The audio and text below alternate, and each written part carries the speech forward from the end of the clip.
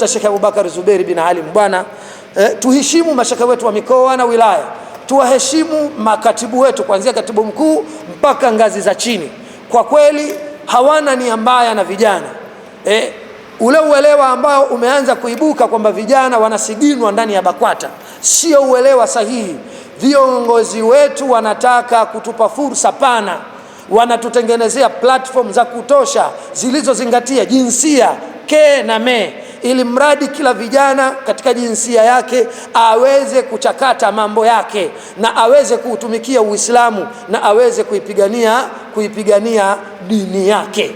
Kwa hiyo hapa ni waombe vijana wa Kiislamu nchini kwamba tuwe na subra, tuwe watulivu, turudishe utiifu na usikizi kwa viongozi wetu, kwa Mheshimiwa Mufti, tukae tayari kuupigania Uislamu, tukae tayari kwa ajili ya kuundiwa platform zetu za kujitosheleza ili tuweze kuhudumia Uislamu katika ngazi ama katika hali na sura inayoridhisha na inayozingatia maadili ya dini ya Kiislamu. Vibe yetu tunasema sisi na BAKWATA vijana, BAKWATA na sisi na Mufti, Mufti na sisi na Baraza la Ulama na Baraza la Ulama na sisi, hadi mafanikio ya vijana wote wa Kiislamu katika nchi yetu ya Tanzania.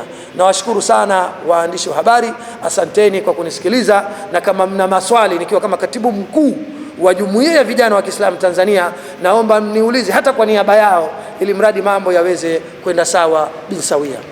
Iko vizuri, isipokuwa mimi nakuomba sababu kuna makamanda wameingia hapa, tufupe hebu summarize kwa dakika moja au mbili kwamba viongozi waliokuwepo mashehe wa mkoa wanaomba wateue wale katika kipindi cha mpito.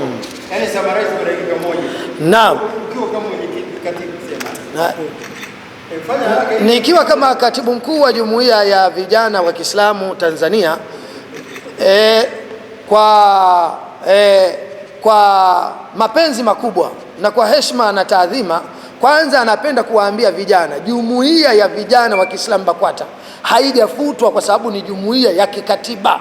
Uliofutwa ni ule uchaguzi wao, na umefutwa kwa sababu ya kufanyia kazi katiba yenyewe ya Baraza Kuu la Waislamu Tanzania BAKWATA. Kuna eneo ambalo watu ama tuliliovaluk halikuzingatiwa katika ule mchakato, lakini pia wanasema balaa huleta kheri.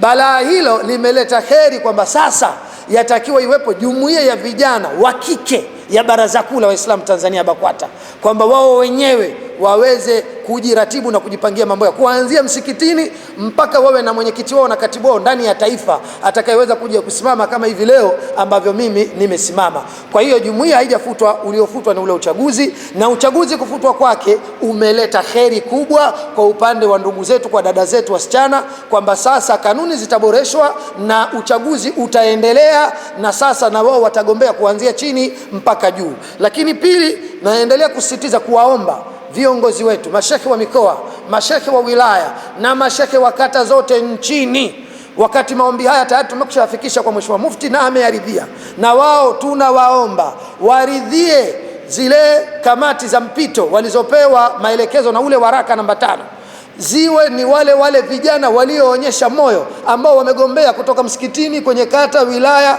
mpaka wakafika katika mkoa. Vijana wale ndo waendelee kuwa ni viongozi wa mpito wa jumuiya ya vijana.